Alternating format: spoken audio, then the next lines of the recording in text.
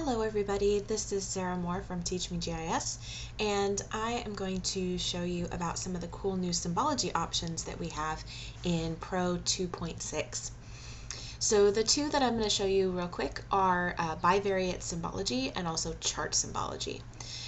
So I've got a map here of New Orleans by census tract, and I've just pulled in some census data that I have attached with a table join.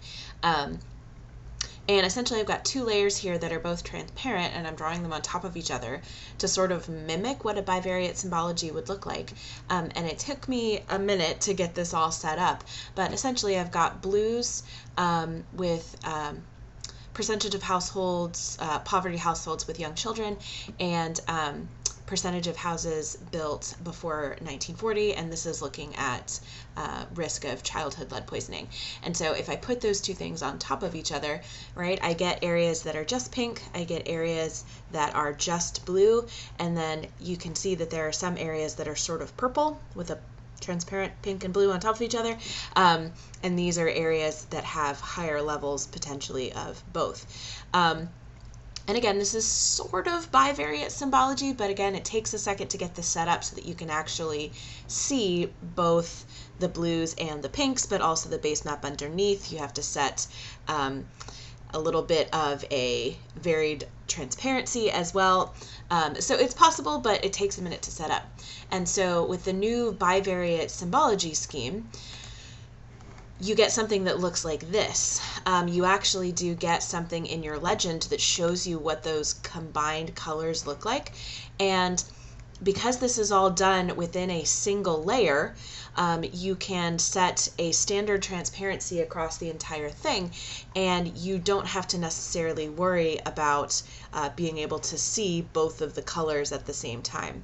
And this bivariate symbology also gives us essentially a light to dark gradient as well as the color gradient. So all of the low values are generally light, and the high values are actually darker than if you just put the pink and the blue on either axis on top of each other. This is actually darker than the two combined. And it makes those high risk areas really, really pop out of the map in a way that they don't do really back with just using two transparent layers on top of each other. And this is really, really easy to set up. So you just highlight the layer in your contents and you go to your Appearance tab and your symbology, and in the drop down here, Bivariate Colors is actually one of the options that you have. And so once you select that, it allows you to put in two different attribute fields, one for the x-axis color and one for the y-axis color. And then it allows you to select your classification method, and you have a couple of options as far as how many different colors you want on the axes. You can also have the option to normalize one or both of those fields, just like in any regular numeric symbology scheme. So again, this is really, really cool for being able to symbolize two variables separately, but also in combination.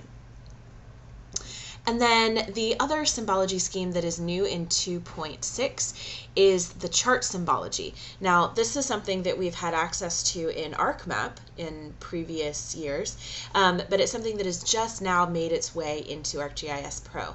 And so this is looking at those same census tracts in New Orleans, and this time I'm just looking at years that houses were built, and I'm using a chart as my symbol for each one of these polygons, showing me, again with lead poisoning risk, showing me houses built after 1949, houses built in the 40s sometime, and then houses built before 1940.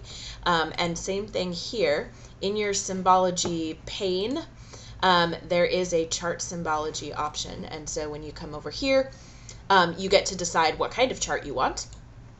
And then just as with the bivariate symbology, right, you get to decide which fields you want to pull those the variables in the chart from, and then you get to choose the color that is being used for those. And so what this does for us is it gives us a really pretty good idea of the breakdown of houses that are at risk for having lead paint. And as you can see here, right, the census tracts on the south side of the river are mostly homes that were built after 1950 and are therefore at lower risk of having lead paint, versus houses and census tracts that are on the north side of the river, sort of in the downtown New Orleans area. These have a much, much higher percentage of houses that were built before 1940. So that's it with the 2 new and cool symbology schemes in Pro 2.6.